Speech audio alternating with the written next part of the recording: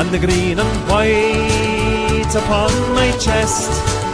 It's such a joy for us to see, for they play football the Celtic way, for they play football the Celtic way, for they play football the Celtic way, 'cause they play football the Celtic way.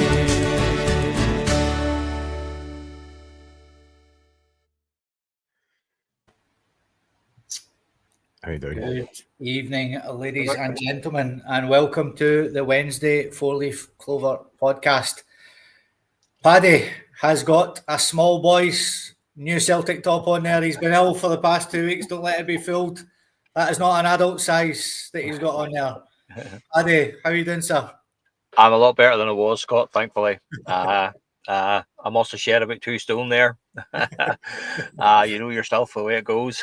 You know the drill. But thankfully we're back, feeling a lot better. I just said these there earlier. It just feels as though we've been away for ages. But it's just good to be back on with the guys again. Good, man. It's good to see you. You're definitely looking in tip-top condition tonight, mate. You're looking fantastic. Andy, a wee strange background there the night, mate. On a Wednesday night, you are home this evening. What's going on there? I just fucked the job off, mate. Enough's enough. Podcast comes first. Just fortunate enough the way it worked out today. I actually get home last night as well, believe it or not. 2 nights in a row.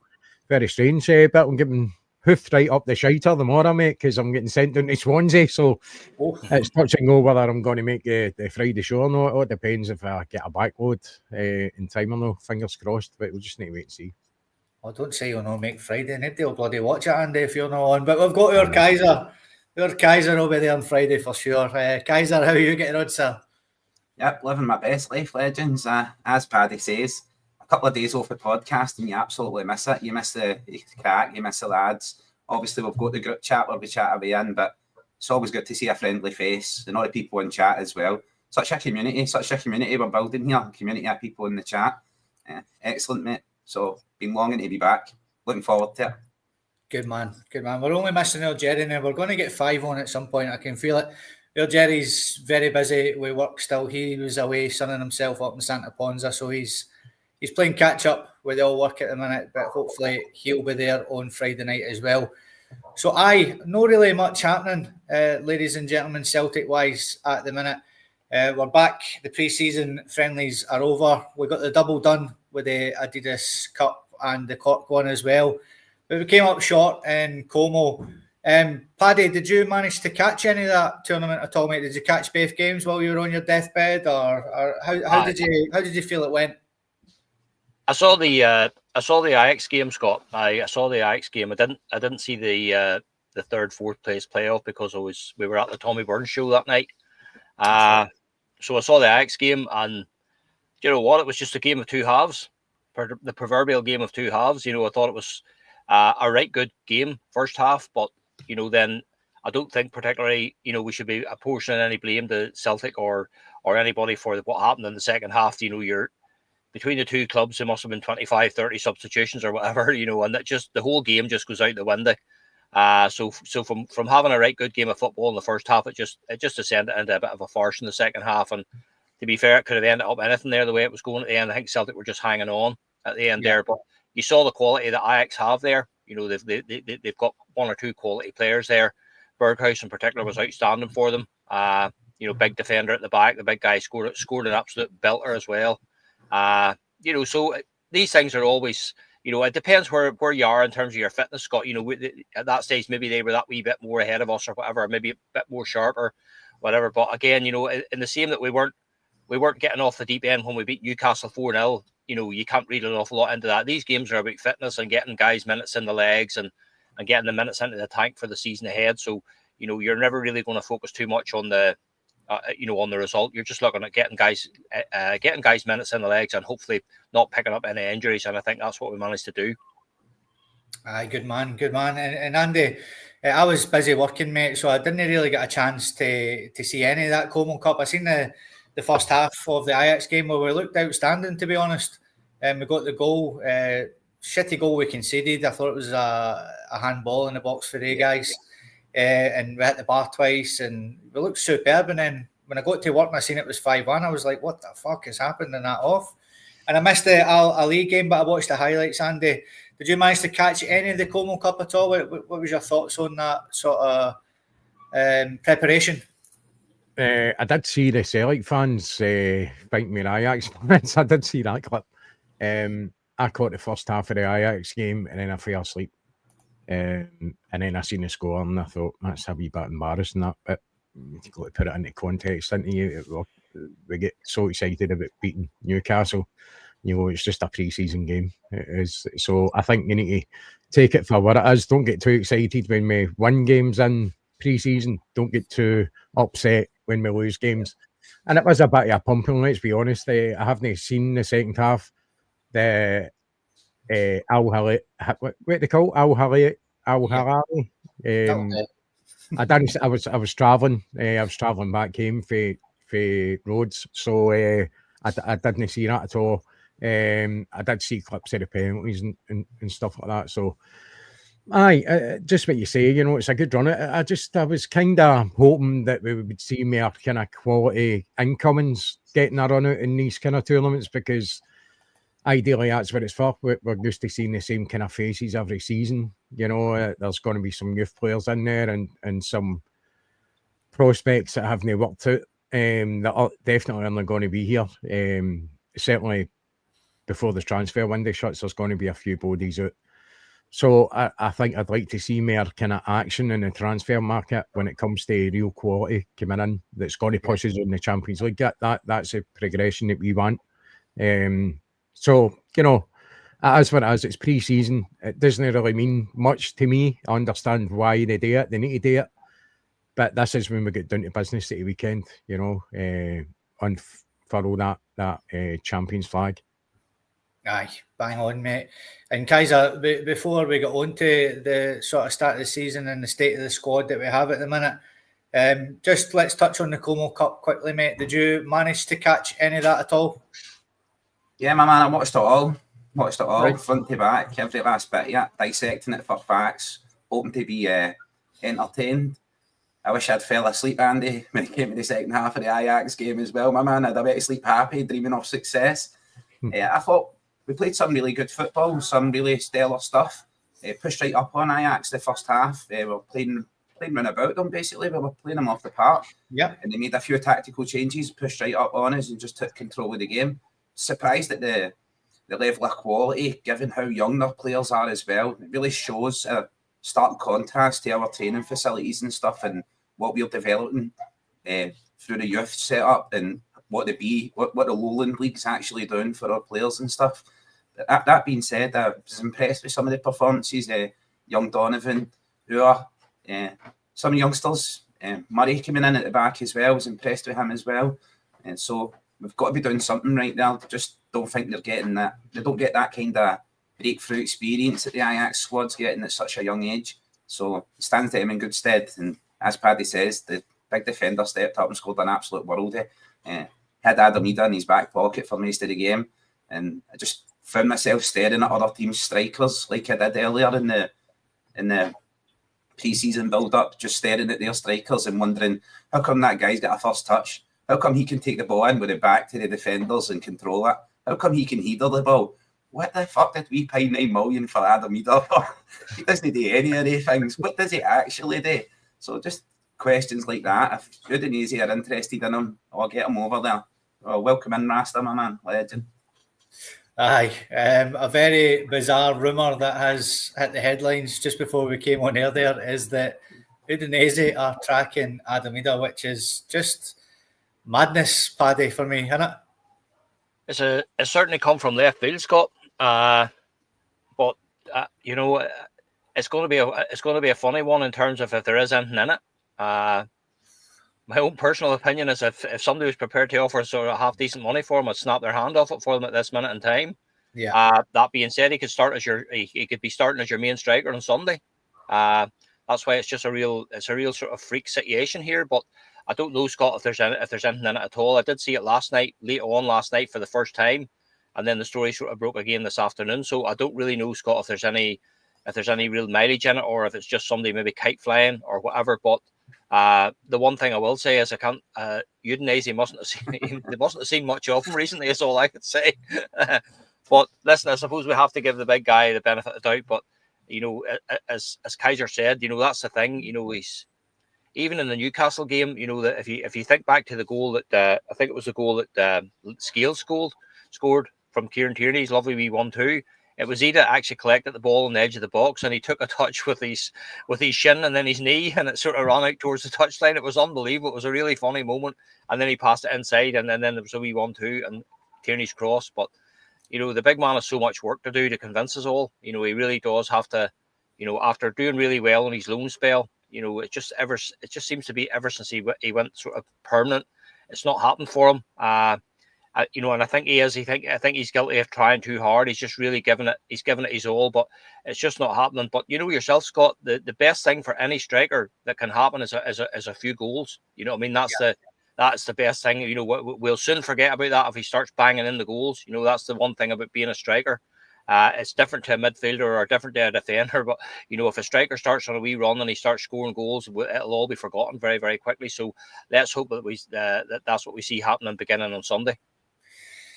Let's hope so, mate. Aye. Andy, I was watching some clips before we came on there, and Charlie Mulgrew was on Go Radio with old Barry.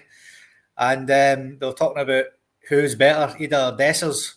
And Charlie Mulgrew came away with something. And listen, I love Charlie Mulgrew, but I couldn't believe what he said. He thinks that Idah will be the top goal scorer in the SPFL Premiership this season.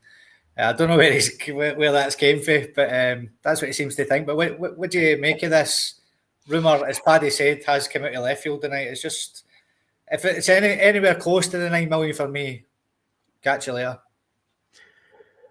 Aye, because he's definitely not a £9 million player, that's for sure. So, I mean, if these rumours are true, I'd snap their phone off right away. I think the evidence is there, and everybody can't be wrong that it doesn't seem to be working out for Adam Idah at Celtic. So if the rumours are true, and I just seen somebody in the comments saying that they've been denied, but it's that time of the season, the transfer window's open, you're going to get kind of all sorts of rumours going about. I mean, last week it was Yang Minute pictured in a Norwich shirt, and they've totally lost interest in that deal altogether. So we might be ending up with Yang. Yang might be our first pick on the right wing, Yeah. You could say, as Adam Idah, a £9 million player. No, I certainly don't think that Nicholas Kuhn is a £17 million player either. So yeah, that's the transfer market for you. Definitely crazy prices kind of out. They just come up with a number off the top of their head and just expect teams to pay it. And Celtic were stupid enough to do that with Idah. People say, he's not going anywhere till we get a replacement, because we've not even replaced Kyogo yet, and I know other players have come in, but we're still to wait to see what they're actually going to do, So a lot of people would say that you don't need to replace Idah because there's nothing to replace. I don't know. That's just a personal opinion. I kind of feel sorry for him a wee bit. I think sometimes he almost tries too hard. He just doesn't get a first touch. It's just not there. He's very clumsy, a clumsy player. And even, I don't really like comparing players, but you look at Giakoumakis and that, it's night and day, isn't it? The quality there, the finishing. Yeah. So look at the players that we've let go and a player that we spent 9 million on. And unfortunately for him, I think that's really going to scupper him as well. The transfer fee is going to be on his back all the time. But I don't think he's good enough to lead the line for Celtic. So I think we really need to sort that situation out. I know Yamada's come in. By the way, I like the look of this boy. I think he's got a real bit of physicality about him, more than what Kyogo had. Kyogo looked a wee bit lightweight for me. He's not scared to get in about it.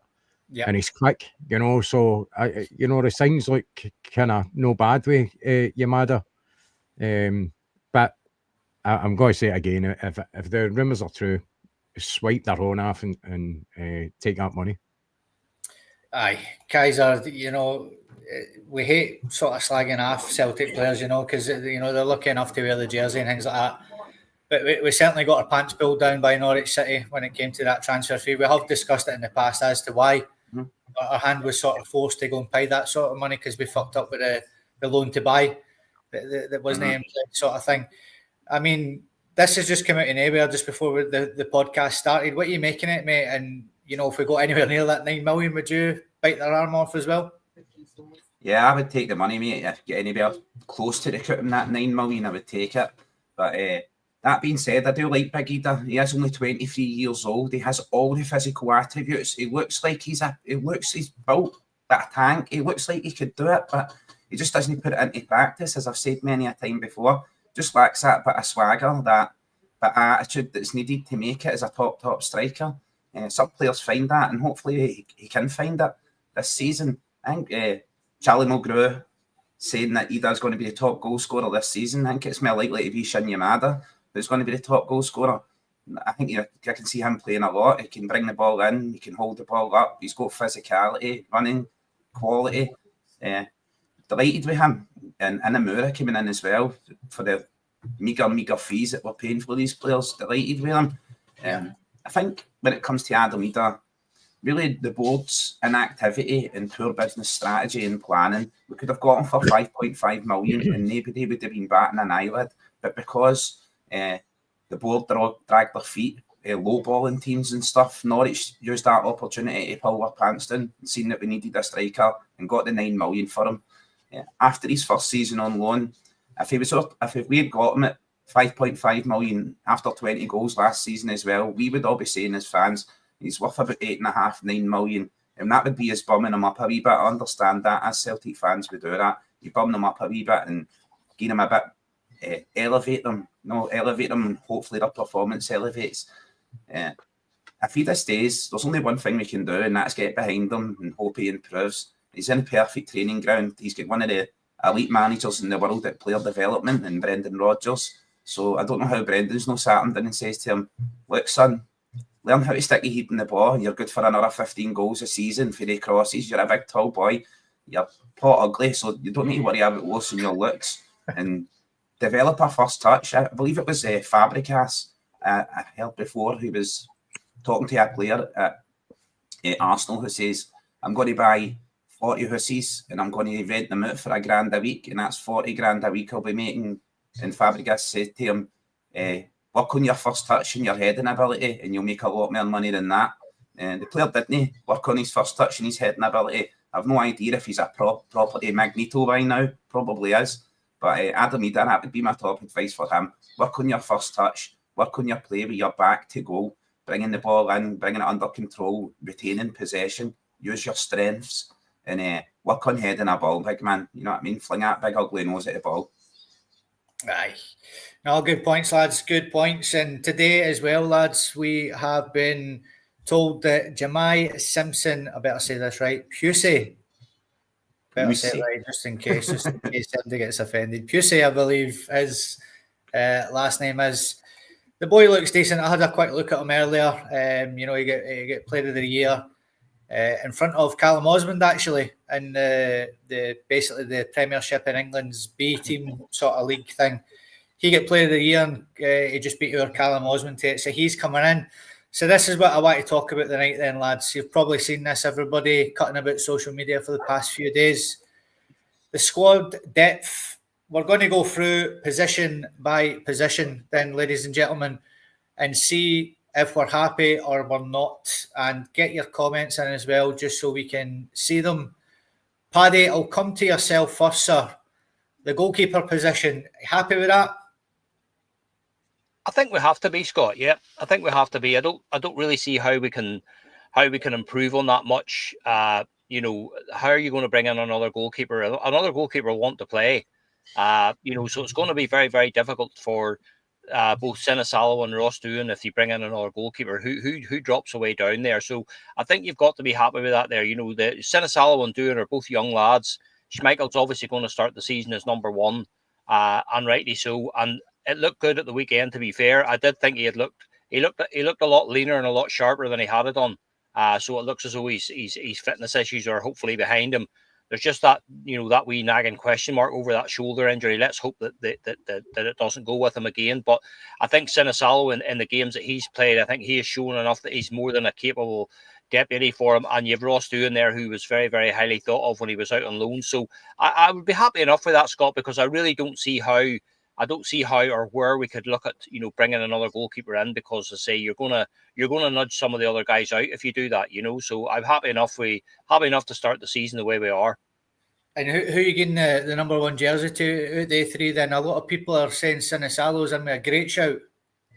He is, Scott. He's done himself no harm, but I still think at his age, while we have him there, I think we have to go to Schmeichel as a more experienced goalkeeper and look at starting the season with Schmeichel as our number 1. Maybe this is going to be the year that they rotate a bit more than they did before. Just because of Schmeichel's age and because of his injury record. But I think for his experience, for big game experience, for European games, for important SPFL games, I think Schmeichel still has to be the go-to guy. But listen, I've no qualms whatsoever about Sinisalo. I think, as I say, what he's done in the pre-season is showing up very, very well, and I would have no concerns whatsoever about giving him a run on the team if he had to. But for me, Schmeichel looks to be number 1, and the good thing is he looks to be fit. Okay. Andy, 3 goalkeepers we have. Happy with that? Would you bring another one in? And who's getting the jersey? We don't need another keeper. 3's certainly enough. The goalkeeper situation is something that doesn't really change much.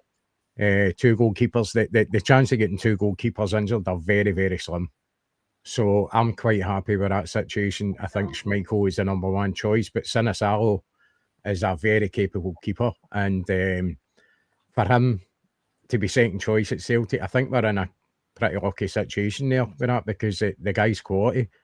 I could see him getting more game time than we're expecting this season, Sinisalo. Obviously, we need to watch Casper's injury. It doesn't reoccur again. And he's getting on a wee bit as well. So, but as Paddy says, his distribution is very, very good. He reads the game very well. He's a good shot stopper as well. And his experience, he's one of the leaders on the park. So it's good to have that. But Sinisalo's no a shrinking violet either. He lets his voice be heard, and he commands that back line as well. So he's very impressive. So I'm quite happy with the goalkeeper situation. Okay. And Kaiser, do we need to bring another keeper in? Are you happy with that? And who gets the number 1 jersey this season for you, mate? No, mate. I think we're pretty well set in the goalkeeping department. Naturally, starting off with Schmeichel as our number 1 choice. He is my number 1 choice anyway. He's lost a bit of weight, playing very well, looks fit, fighting fit. His distribution is fantastic, as Paddy hinted to and said. Sinisalo coming in as well. I heard him during the Como Cup, commanding the defence, absolutely shouting and bawling. And because there wasn't so much crowd there, you really get a chance to hear what was going on. No, mate, I'm quite happy. If we can maybe preserve Schmeichel, maybe get another year out of him, the rest of this year and maybe next year as well, if we start bringing Sinisalo in to play some of those cup games and maybe lesser league fixtures that we think we will not really be under threat here too much at the back. But that is the main challenge of a Celtic goalkeeper. Sometimes you see keepers at other clubs and they're under barrage and they're really good goalkeepers, but it's having nothing to do for 50, 60 minutes and then being forced into a world-class save. Can you turn it on when it's required? Quite happy with Sinisalo, mate, but I'm still firmly with Schmeichel as number 1 right now. But I would like to see Vinny Cini getting a run out and getting on every so often, getting brought on and getting more introduced, having that pressure on him being the number 1. Aye, I completely agree with Andy. I think he will get more game time this season. Certainly than last season, we hardly seen him until Schmeichel's injury. But quite a few folks saying they think Schmeichel's still going to keep the jersey. I know Chris from Houston, Texas, thinks it's going to be Sinisalo for him over there. So let's move on to the right back position then. Paddy, AJ looks to have it set in stone as his jersey. But would you bring another right defender in, right hand side defender in? Paddy, are you happy with those 4 mentioned? And who gets the number 1 jersey? Would you like to see a wee bit more competition for AJ? This is what it is in this position, Scott. You have to ask yourself: is he getting genuine competition there? I know I know Anthony Ralston takes an awful lot of stick sometimes, maybe for his quality or whatever, but I just think Ralston's the kind of player that really never lets us down. And he's proved he's a very good deputy for Johnson. He's not an Alistair Johnson by any manner of means, but he's always there when we've needed him and when called upon.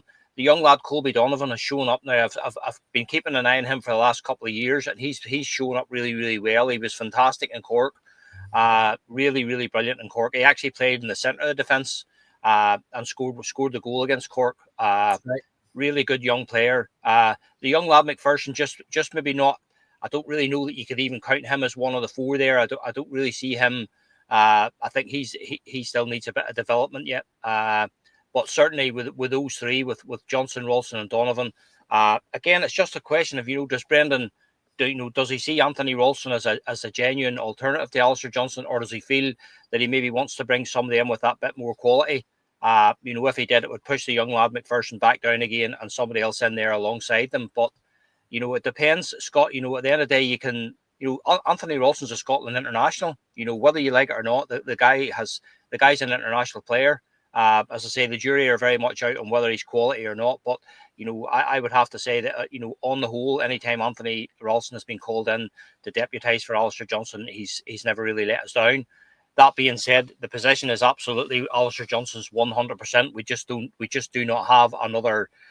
We don't have another starter, and this is where I'm saying about the quality. If Alistair Johnson was to pick up a long-term injury, do you see any of those guys as being the long-term alternative to him? A couple of games, yes, and that's why I'm saying Brendan might look at this here, because Alistair has picked up an injury or two. But as I say, I'll be over to Brendan for that one there. But certainly at this stage, I'd be happy enough with those three. But Alistair Johnson is definitely the first choice right back. Okay. And Andy, it's probably a position where we'd like to see a bit more competition for Alistair Johnson, but we do need to keep the home contingency players in there. And I think that's the reason why Ralston is still at Celtic. He is a good backup. But what are you making of that right back position there, mate? I think Ralston is a very good backup. He's never going to take a jersey off of AJ if he's fit. Let's be honest, so I think we do need quality there to push AJ. Players can get very comfortable when they know that somebody's there to cover them when they're injured, but there's no chance of pushing them to get their jersey off them, so they can become comfortable in that position. I think we need somebody. See, that's a problem in Scotland, getting that type of quality player that's going to play a kind of backup.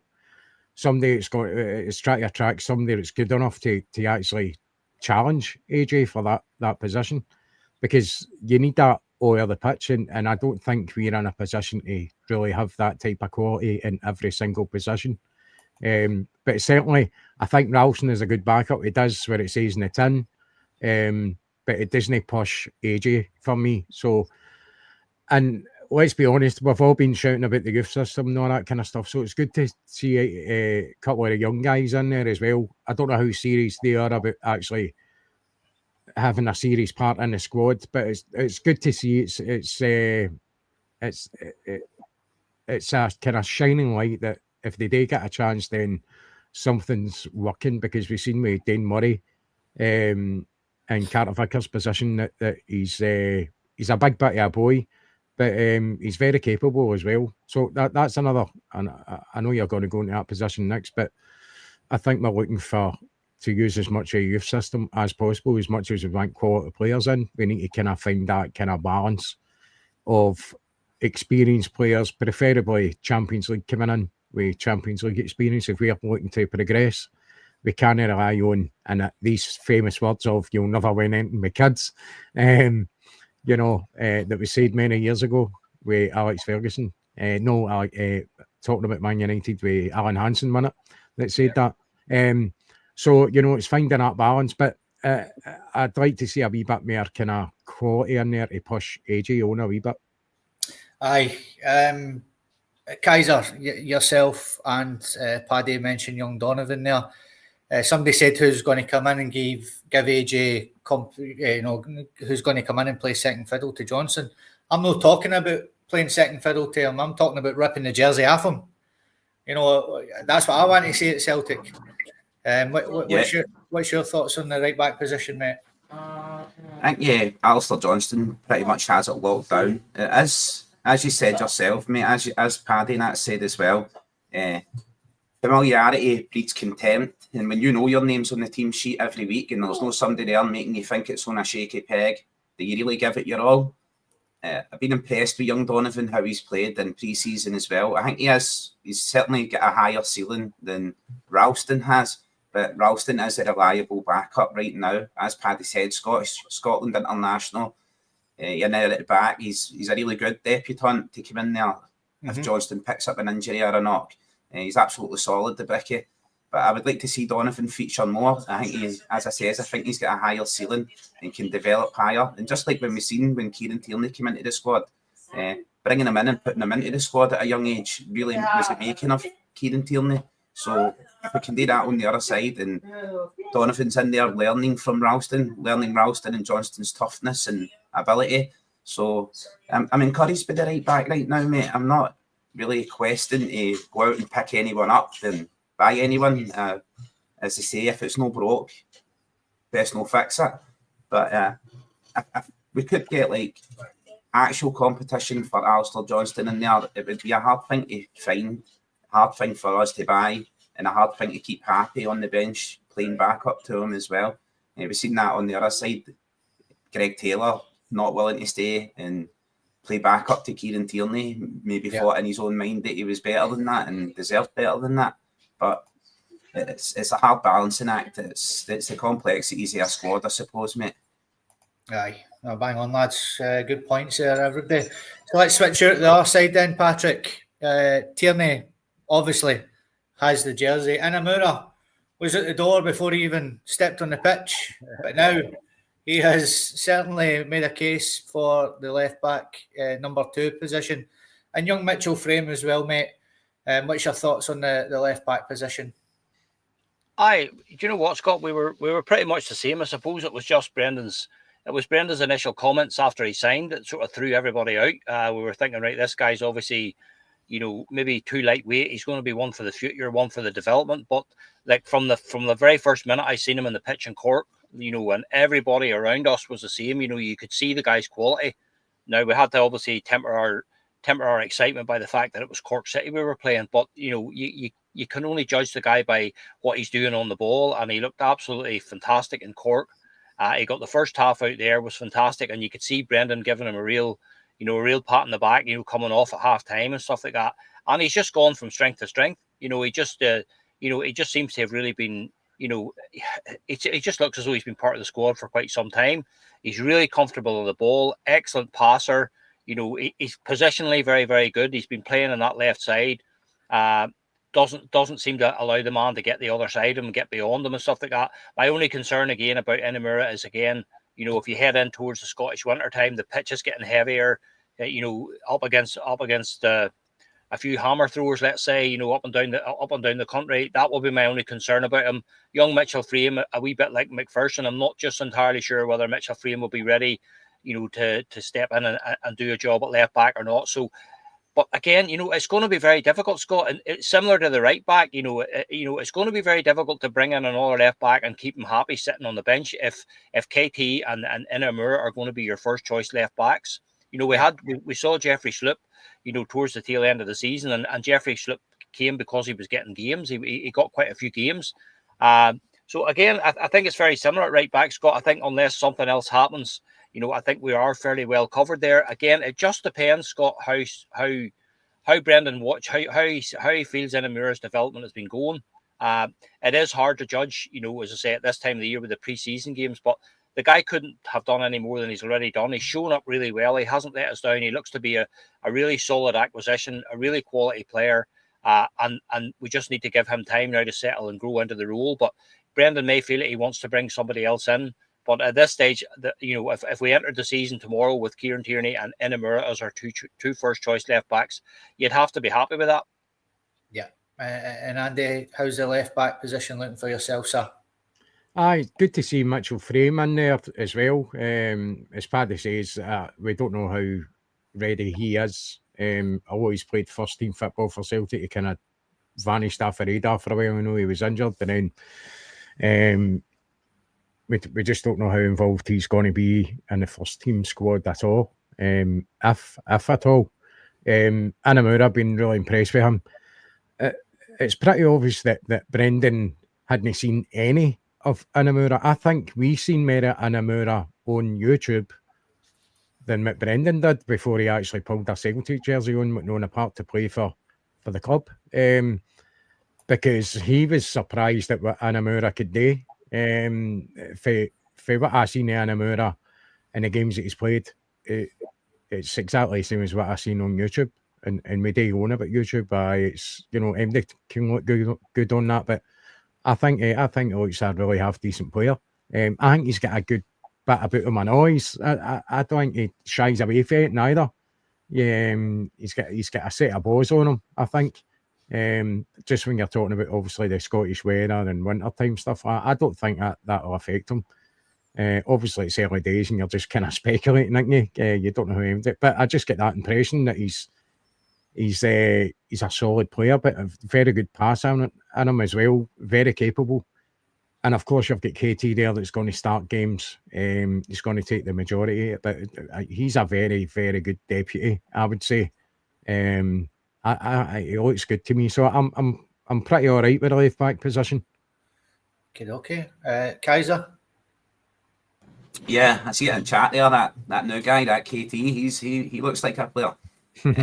We were one of the only podcasts out there, lads, that actually watched a wee bit of footage on Anamura and gave the guy a chance before he came in. I heard everybody else was slating him. Even Brendan didn't have a clue who he was. He was like, he's been brought in to be loaned out straight away, probably. So I think Brendan was kind of looking at that as in 250 grand, player for Japan.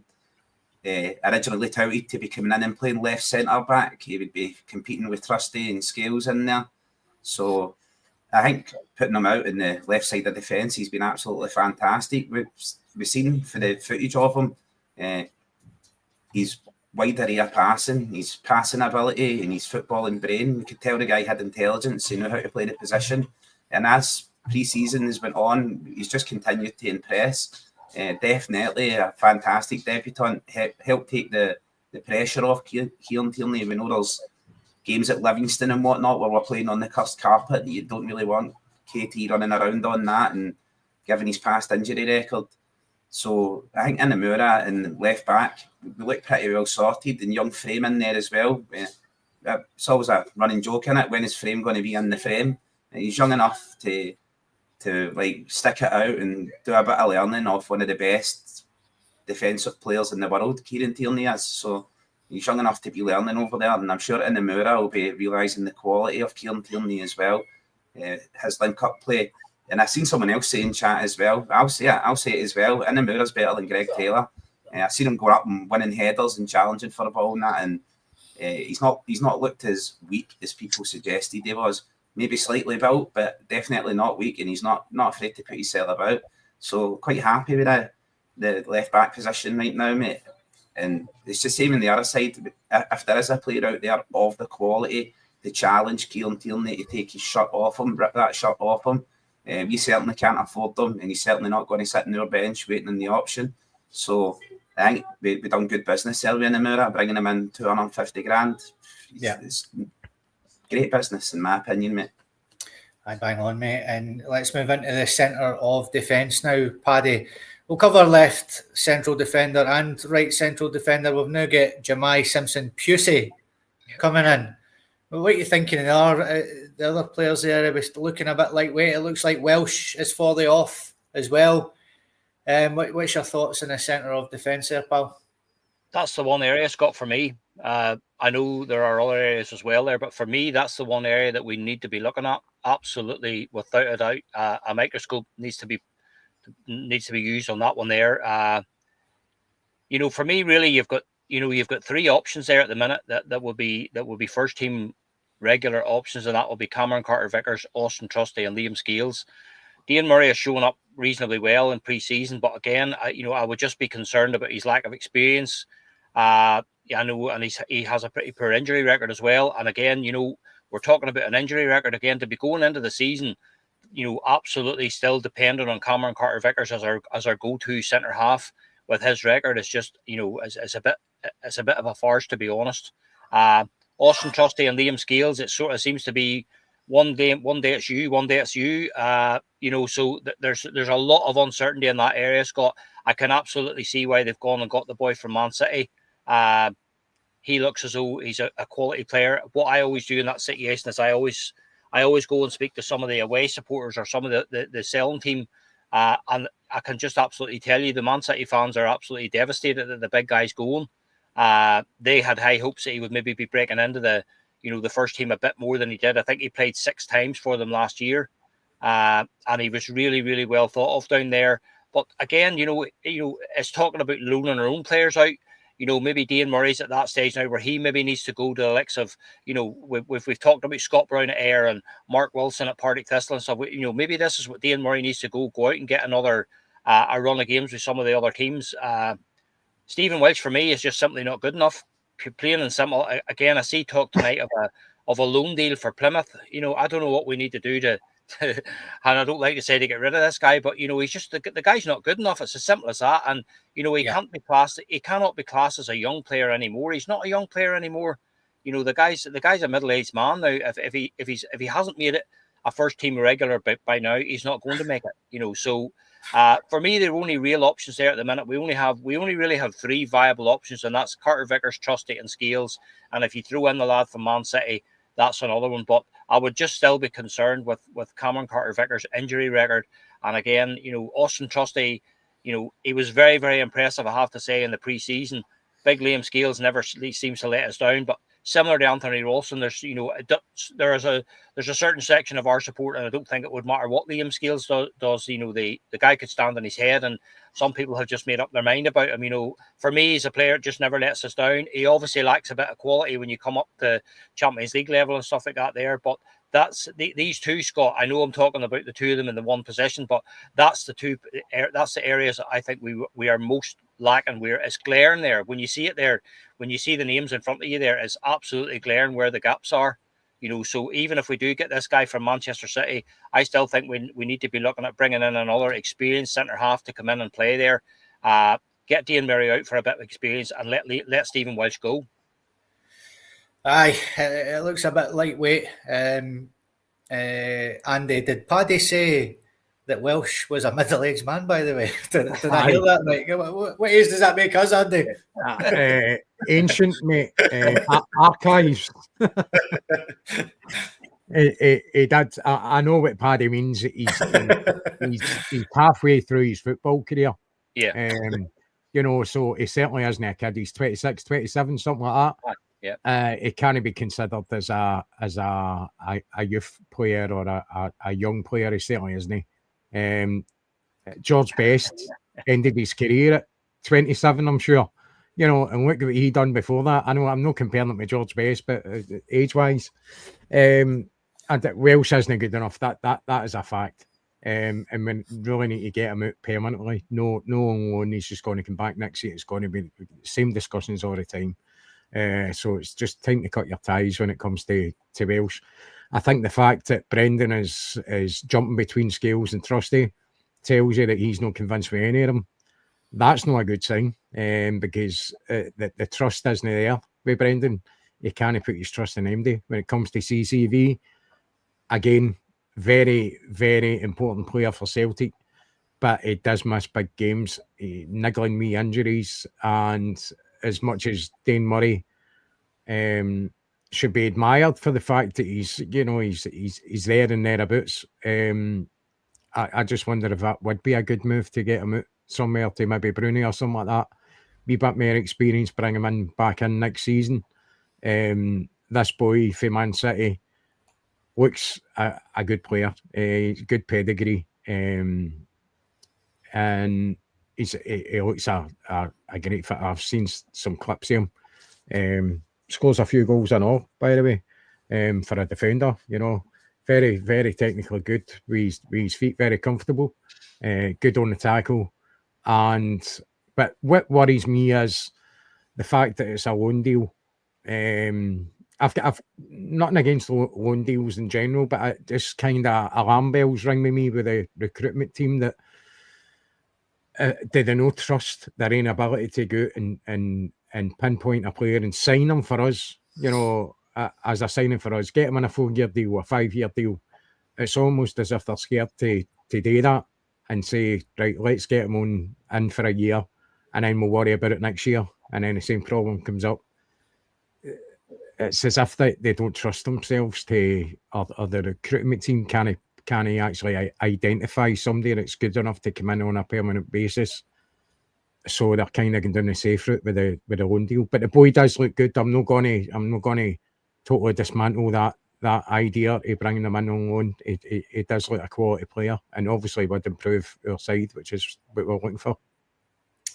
Aye, Kaiser plunges tell me off to remove the graphics, but we are a wee bit older than middle-aged plunge. We can't remember all these bloody names, so that's the reason why it's staying up. Kaiser, what are you making of the centre half positions, mate? Big Plunge just loves to see our face, you know. He's an admirer of the lads. He's wasting a packet of baby wipes here. He's got a sports sock on, mate, and it's not on his feet. Like Trusty, Scales, Welsh should be at the door. Paddy's 100% correct. He's just not got it. He's not got the ability to make it. At Celtic, at least, he should be thinking about his career like Scott Bain did, thinking about playing and getting out the door. 26 years old. By no far stretch of the imagination is that an old man, but it's not a young man either. Murray, he's at that stage for me to be there and be backup full time for Carter Vickers. I would want a bit better than Murray there. I think Murray needs to get out and develop, get out and play some games. A run of first team football. He has had injury and been injury prone. And as for the Puzzi deal, I don't know who was fingering Puzzi and selecting him to come up and get developed. I heard he plays really well in the wet. But, come on, sir. Yeah, I've got them on, mate. They're endless. It's been in chats for days talking about it. Yeah. Look, I think definitely need some development there. Andy hits the nail on the head. Moving between Trusty and Scales, for me, it's like the same as Ralston and Johnston over there at on the defensive side, on the wing. It's the same thing there with Trusty and Scales, really. You've got Trusty there for his pace and his ability at a higher level, Champions League. Liam Scales, all your domestic bread and butter. Scales, he's in there for the hammer throwers and people who want to go up and be physical. Seen it in the pre-season games there. Seen Scales playing very well. He had a physical battle with a Ajax striker, and I was like, he's actually very robust, Scales. If he could just learn to keep his hands to himself and stop pulling and leaning on people, then he'd thrive at a higher level. And Paddy spot on as well. Every obstacle placed in front of Scales, he surmounts it, he conquers it, and we still give him grief. But I think it's just a case of we can tell in there with Cameron Carter-Vickers' injury record and the amount of Champions League games he's missed. I think he's missed like 14 Champions League games for us, maybe more. You really want quality in there, not just to partner Carter Vickers, but you want quality in there to come in and challenge Carter Vickers and maybe this young guy coming up. I would like it a lot more if it was a loan with an option to buy rather than just developing another club's player. We should be developing our own players. And really that's it with the centre-back area, mate. If we could bring in, if the board would move and bring in people, I would certainly still bring in one or two, a left centre-back and a right centre-back. I know this Inamura can play left centre-back and Puzzi's come in now, so I know we're not going to go for another left centre-back. But if we could put Murray out on loan and bring in a right centre-back and put a bit of money on it, then I would not be risk adverse there, mate. It would be money well spent, in my opinion. Some of these Pusey jokes are tragic, lads, so we'll try and mention him as much this season, I don't think. Patrick, moving on to the centre of the midfield, mate. Very strong looking there. It's going to be difficult for Brendan to pick three players out of all that, never mind us. How's it looking for you, mate? And would you possibly bring another one in? Well, you see the graphics, Scott. There, it is the area where we're probably at our strongest there. The only slight concern for me there is, as we highlighted there, there's no real deputy for Callum McGregor. If something happens to McGregor, we don't really seem to have anybody that's ready and willing to step in. We talked last season about Arne Engels maybe dropping back deep. I know he did it in a game against St Mirren away from home when they took Callum off, and Engels assumed that role. Bernardo was also played in the middle there as well. But do you know what the other thing, Scott, too, is the great, the great invariable in the whole thing is, like we need to get to the end of the window and still have those players all the Celtic players. There's still quite a bit of concern in many people's eyes about Rio Hatate, maybe being allowed to leave before the season or before the transfer window closes. So, if we started the season with that group of players, you would probably be happy enough. Young Sean McCardle and young Francis Turley there, I've seen them in Cork. I saw them in one of the other games. I don't know that they're just at that level yet, Scott. There's a bit of development there. They would probably be hoping to maybe get a few minutes on the pitch this season as part of the first team squad, but I really don't see them as being viable options there for, on any given day in any game, really. There's still quite a bit of work to do with them. They're still quite young lads. They need to be allowed to develop. But for me, I'll be looking at bringing somebody else in, Scott. When you see the graphic there, Lennon Miller or Motherwell would have been perfect there. If we had that, if you take out young McCardle, take out Turley, and you slot Lennon Miller in there beside Callum McGregor, you'd be looking at a very, very strong midfield there, and one that's going to be very difficult for anybody else to break into. So for me, that's the one. That's the one area that I'd be looking at. Now obviously we'll be hoping that maybe Negrin, maybe Engels, maybe Bernardo, even McCowan could maybe move into that McGregor role if they're needed. But for me, that's if you're looking at the overall midfield there, I would like to be making sure that we retain Rio Hatate, all the rest of the players there. But I would definitely be bringing in another. I'll be bringing in another midfield player to sort of back up Callum McGregor if the board would push the boat out a wee bit. Great point there on Lennon Miller, mate. It looks like we've missed the boat on that one as well, as we did John McGinn all those years ago. Andy, Paddy's made a great point there, mate, about Lennon Miller and the defensive midfielder position. How's it looking for you, mate? And you're on mute. My wife happened to phone us there. Sorry. That's why I put it on mute. I think it's obvious when you look at, you've got your squad list there and Callum McGregor sitting there all by his lonesome. Quite concerning. This boy for Liverpool is a defensive midfielder. I think he's, 21, I think he is. Stefan Baricic, I think his name is. Spanish boy. There's talk is gone for him as well. Paddy might know more about that. Did you put that in Planet Celtic, Paddy, about this boy?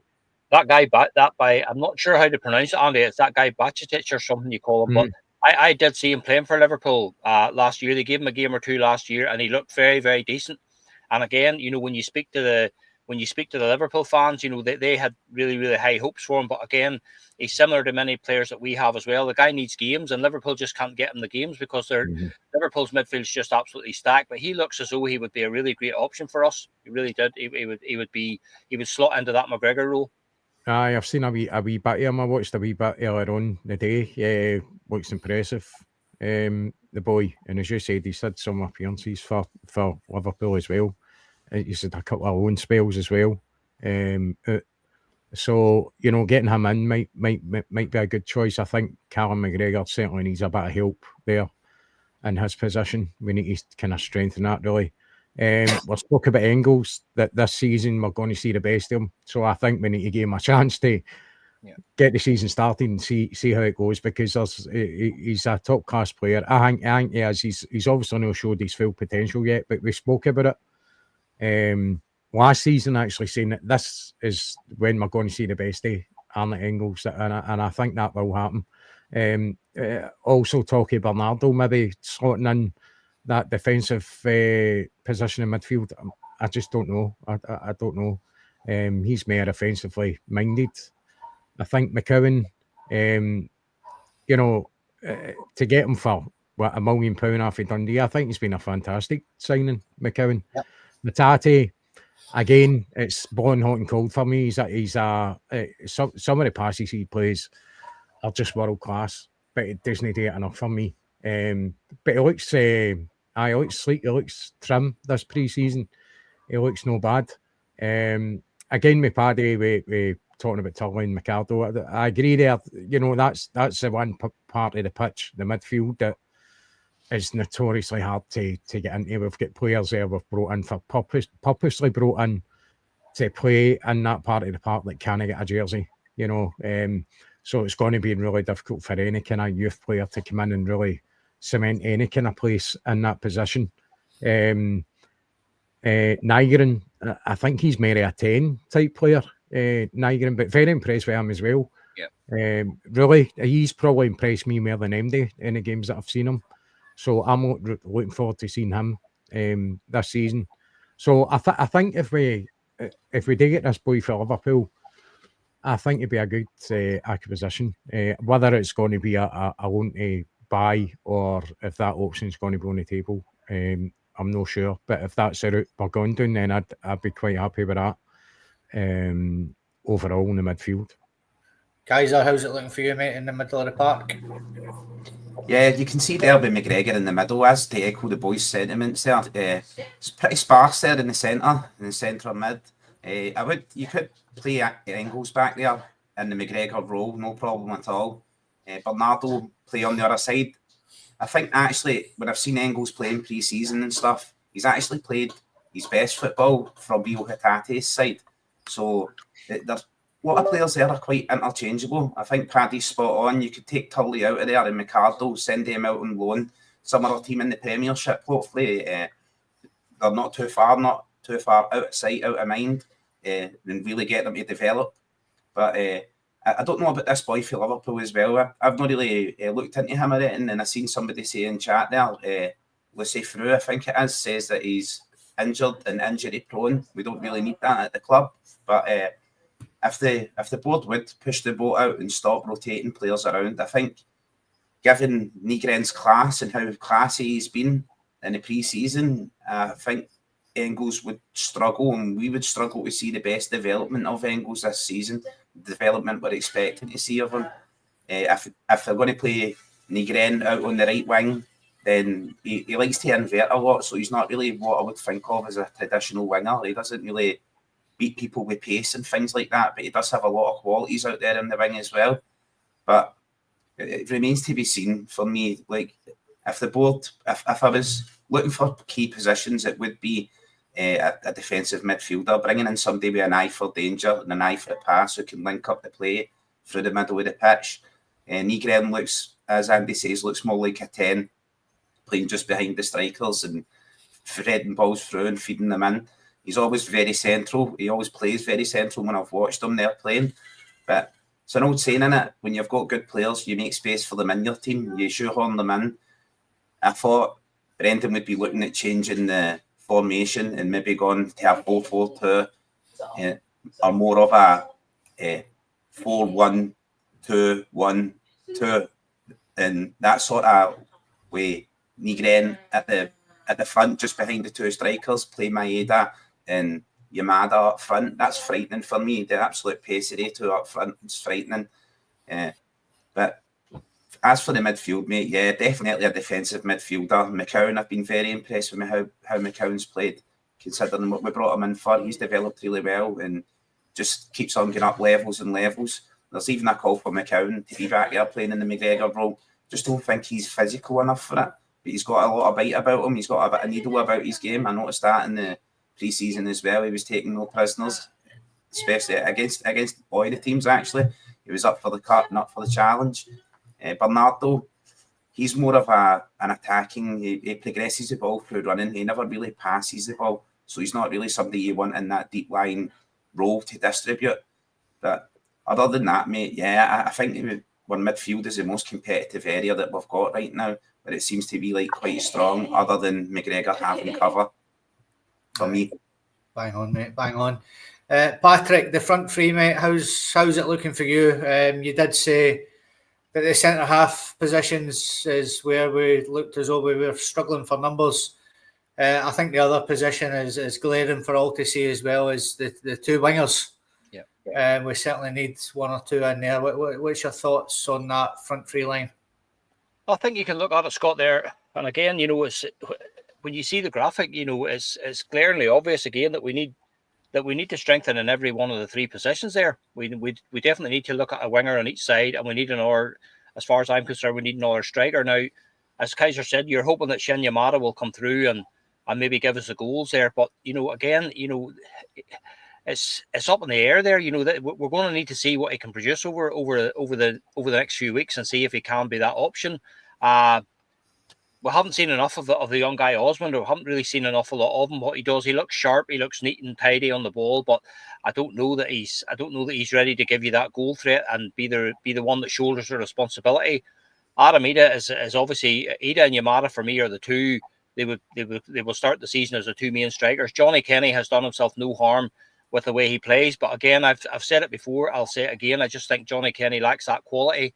And I can't see how we would ever approach any season going in as Johnny Kenny being your main striker. I just don't see that. He's a useful lad to have about. Again, there's been talk about him maybe going out again somewhere on loan as well. So we need to see how that goes. So we definitely, for me, they definitely need to look at bringing in another striker. I would like to see us signing somebody who's proven. We talked about Giacomakis and one or two other names that were bandied about. We definitely need to look at bringing in somebody there that can guarantee his goals, because Yamada's as an unknown quantity, and Idah has shown that he, despite the goals that he did score last season, he doesn't, for me, score enough goals. He doesn't score enough goals in terms of the chances that the team creates, and he seems to need. He seems to need 3 or 4 chances to score one goal. Where this is where Yamada has shown up very well so far. He only got really one sniff the other night and scored, even though it was offside. But that's the kind of sort of finishing that you're looking for. On the wing there, you're looking at. We know that Jota's not going to play probably until at least early next year. So you've got Dyson Idah there again. You've also the option of bringing Dyson in to play through the middle. If you do that, then who plays on the left hand side? So we definitely need to look at bringing in another left sided winger there to play there. On the other side, Scott, you have Yang and Forrest. To me, are the real two options that you do have. Young Ben Summers is not ready, and Marco Tilio will go once we sign somebody. Celtic have blocked the move so far, but they will let him go once we get somebody in. So I don't think those two can even be taken into consideration. So we need to bring in somebody on the right-hand side there to play with, to give a bit of competition to James Forrest and Yang. Listen, it's just very unfair, Scott. You cannot expect James Forrest at his time of life to give us 30 or 40 games across the season and go right through the Scottish winter again and stuff like that. James is not. That's not what he offers you anymore. James is going to be an option. He's going to be an option for a few games, or maybe an option from the bench. Yang to me has done very well over the preseason. I thought he was excellent in those preseason games that we saw. Although a lot of people are harping back to the cup final where he had a very poor game, but if we remember back to that day, he wasn't the only one that didn't have a good game that day. So, but I think he has done himself no favor or no harm whatsoever by the way he has played so far. There's definitely a player in there, but definitely looks. We need to bring in Scott. We need to bring in a player in each of those 3 front positions, as far as I'm concerned. Right winger, left winger, and another striker. There's absolutely no question of that. If we fail to do that, I think we're taking a massive gamble with this season. Do you agree with Paddy and a player in each position? And he is bang on. We're getting closer. The draw for the Champions League playoff is on Monday, I believe. Are we gambling too much here? Do we need those 3 positions filled for you, mate, as well? Yeah, I think it's pretty obvious. Paddy is absolutely spot on, especially when you look at our left wing. We're relying on Idah, there's nobody else. Jota's out to at least January. That's providing everything goes all right. So you can basically write him off. I would say for the majority of the season, because it's just an unknown what type of player we're getting back. So I think certainly the left wing is a priority, absolute priority. And the right as well. I mean, you look at that, Yang, he's done all right in pre-season, but, you get hot and cold with him as well. And we know he's got a bit of quality, but is it good enough? And I'm not totally convinced. Forrest, I agree, is going to come on for the bench. You've got Summers, young guy as well. We need better quality on the wings. It's a very important part of your game is doing the wings. Talio, he's off, so you can scrub his name out there. So that's what you're left with, Yang and Forrest. it's very concerning. So the two wings really concern me.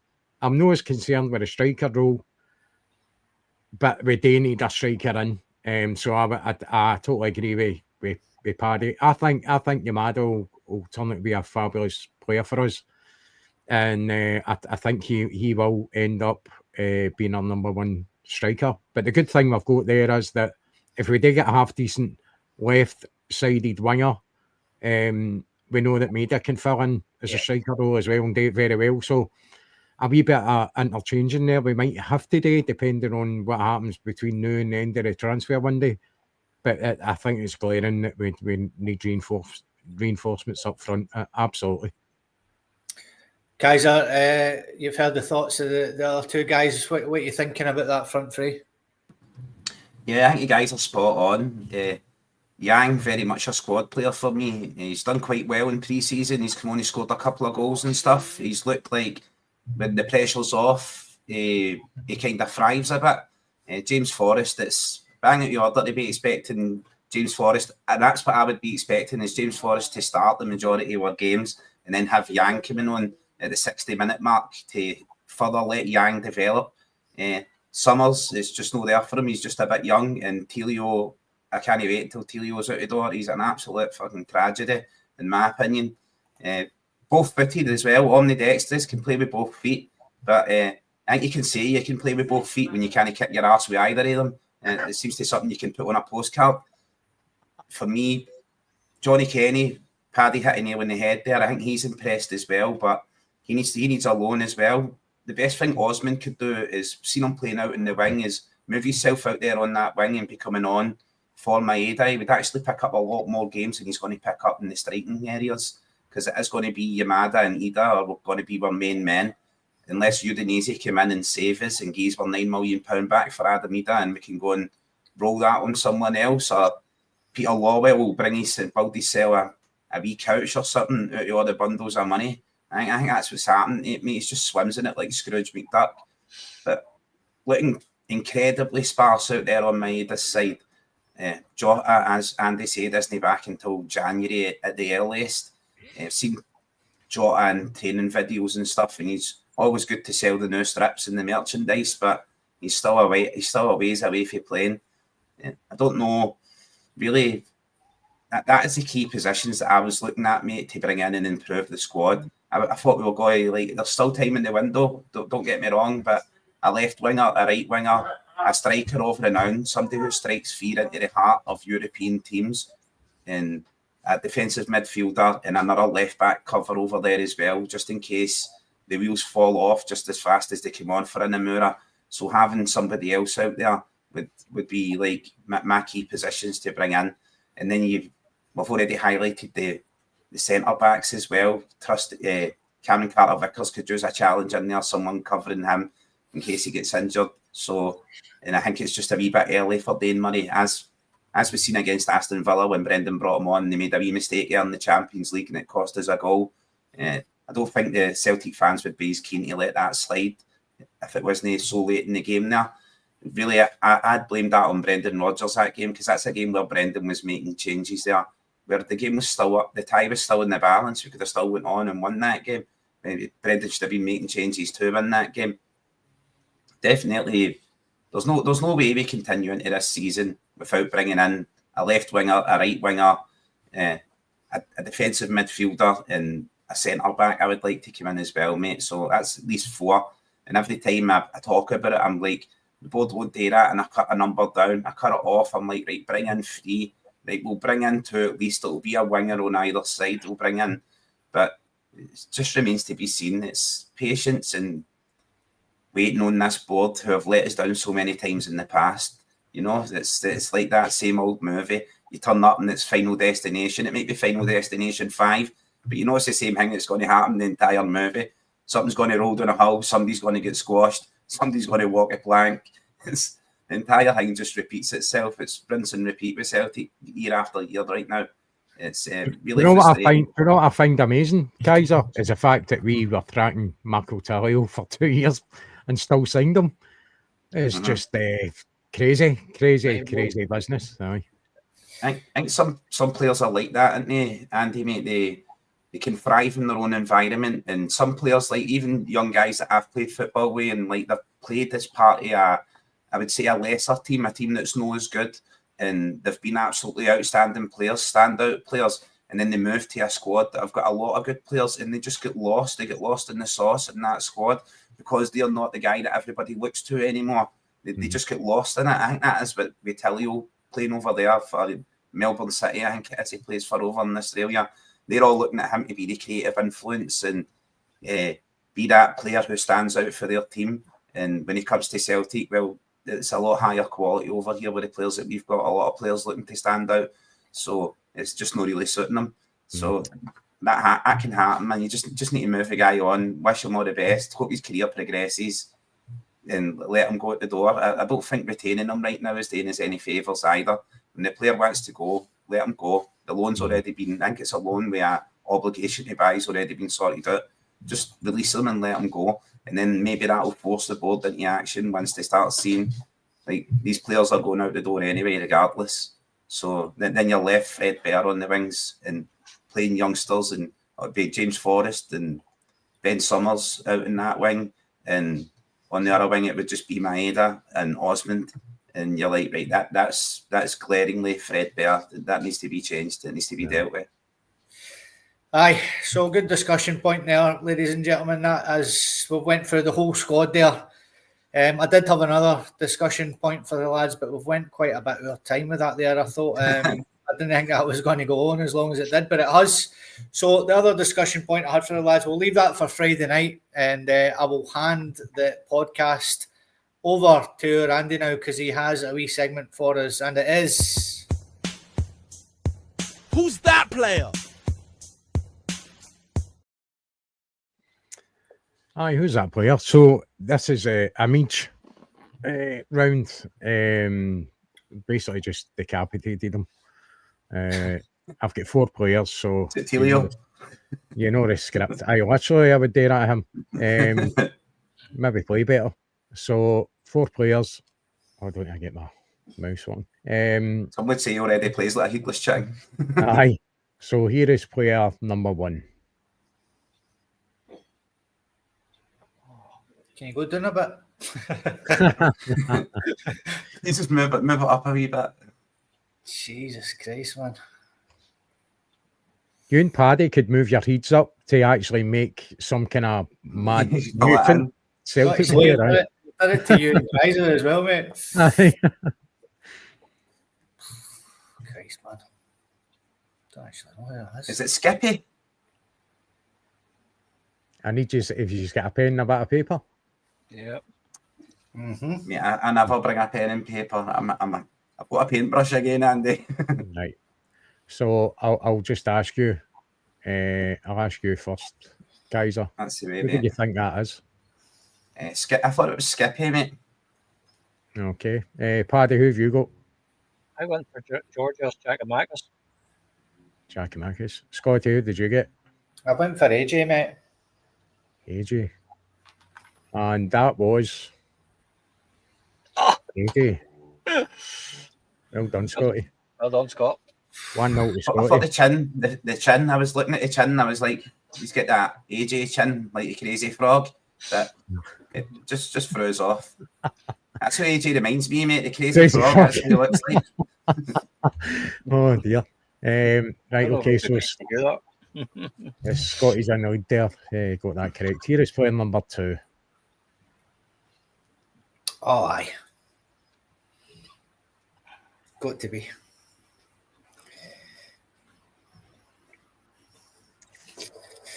Got to be. Think of the jersey. Yeah. Think of the year. Yeah. Got to be, man. Right, guys, I'm going to go to you first. You've not got a pen, mate, so who do you think it is? Bobby Petter. Bobby Petter. Scotty, who have you got? I went for Didi Agat. Didi Agat. And Paddy? Yep, Didier Gal for me too, Scott. Didi Agat. It was too dark Well, to be better. Well, Sunny that year. It was a sunny year. Nenny's got it right. No way. It is. Oh! Ian, right? Right. Wow, man. Yes. Did anybody get that in the chat, mate? I don't know. I can't get into the comments yeah. because I'm Let stuck me- on this over. Let me Have a see look if at anybody the got that, mate. Let me see if anybody got that. That was a belter. I'll switch it back off again, mate, but let me see. Anyways, Not one person got that, mate. Maybe. That was brilliant. I thought it was quite an easy one as well. Obviously, I know it, so I would think that. But aye, so Nenny's got that. So Scotty's still in the lead with 1. Here is player number 3.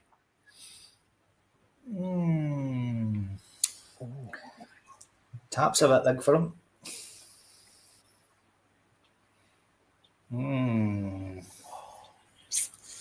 That is a tough one, I know. I think I've got that, by the way. I think I've got that.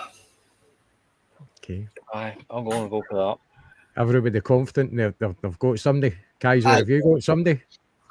I think so, mate. Aye. Right. Okay, This is let's a go. shit if I've got this. Let's go, Kaiser. Who do you think it is? Key. Who? The Korean boy we used to have. Key, I think his name was. Okay. I know that's not right, Andy, just by the way you went, who?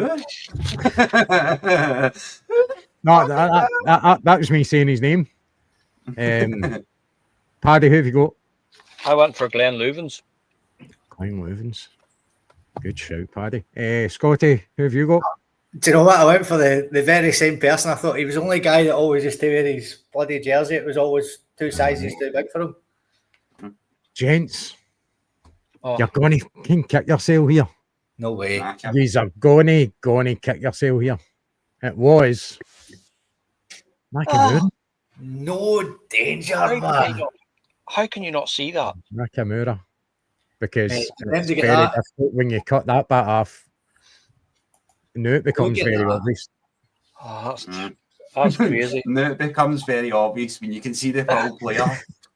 Obviously. That's how it works. I know. Mate, one person. Oh, there we go. Naka, person. somebody got it. Aye. Wowzers, man. Well done. So Scotty's still in the lead. He's the only one that's got 1. Here Brilliant. is the fourth and final player. Kaiser, this is maybe a wee bit out of your era, so I apologise, mate, but it is what it is. Oh, got it. Fucking hell, that quick. He needs to get out of Greece where you were, Andy, where it looks like. Aye, I know he does a bit peely wally. Yes. There's only one man that looks like Casper the Ghost like that I can think of. Deary me. Right, if we all go to somebody. Yep. Aye. Got Okay. to be, man. Kaiser, I'll go I'm with you mis- first. I know it's way before your time, but any idea? No, mate, I had no clue. I was looking at it and I was thinking, kind of looks for the chin down, looks a bit like KT. See that? The mouth, Aye. but obviously it's You want to take a Right, wild on, yeah. guess? Bobo. Moyes. Wildy. Bobo, Who? Dave Moyes. Moyes? Davy Moyes? Mm-hmm. All right. Scotty, who have you got? I think Katie was born then, Kaiser. I Near was that, mate. thought it was David Moyes, I know. That's the whitest guy I've ever seen. Oh, wow. Mhm. Another one, Davy Moyes. Paddy, who have you got? Davy Moyes for me. Davy Moyes again. Wow. These are all The went boys for the go same Moyes. answer. Lads. The boys go Moyes. I don't know what to say, but you're correct. There you go. Davy Moyes. What a There handsome you man. go. A At least we got handsome off the man. goose egg, Paddy. Aye. Good player he was too. Good player, but good player he was too. Yeah. Well done. Scott, you won that. You get 2 out of 4. Paddy, you get 1 out of 4. And Kaiser, what a fantastic guess, by the way. You get 1 out of 4 as well. So, well done, Scotty. Yeah. Brilliant. Scotty. Well, hey, well you done, win. Andy. That was absolutely nails tonight. Brilliant. Well done. That was. Who's that player? Guys, 1-0 Panathinaikos. I was about to say, I think there's quite a bit of stuff on the chat at the minute. So, we will let everybody get away and hopefully see the equaliser and the winner from the Greek cousins over there. Yeah. Hopefully. Thank you so much, Paddy, for joining us, mate. It's good to see always. that you managed to shift a few stone there, my man, and that little boy's top you've got on. You're looking fantastic, sorry, looking fantastic. Cheers, guys. Andy, great to see you made it up the road, mate, and hopefully your journey over the next 48 hours isn't too shite for you, mate. No. And just that, obviously, it's good news with Paddy losing a couple of stone, but he's got an arsehole with a wizard sleeve now. So I feel sorry for him. he's just been putting the toilet paper in the freezer the past week. I wouldn't wish that on my worst enemy.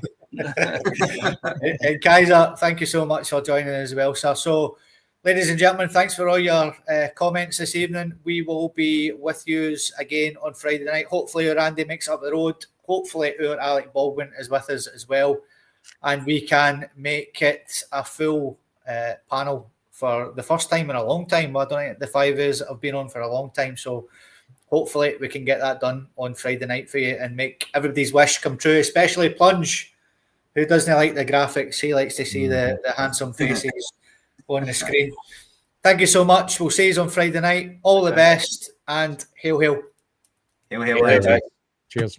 With the folded clover on my breast and the green and white upon my chest, it's such a joy for us to see, for they play football the Celtic way, for they play football the Celtic way, for they play football the Celtic way, 'cause they play football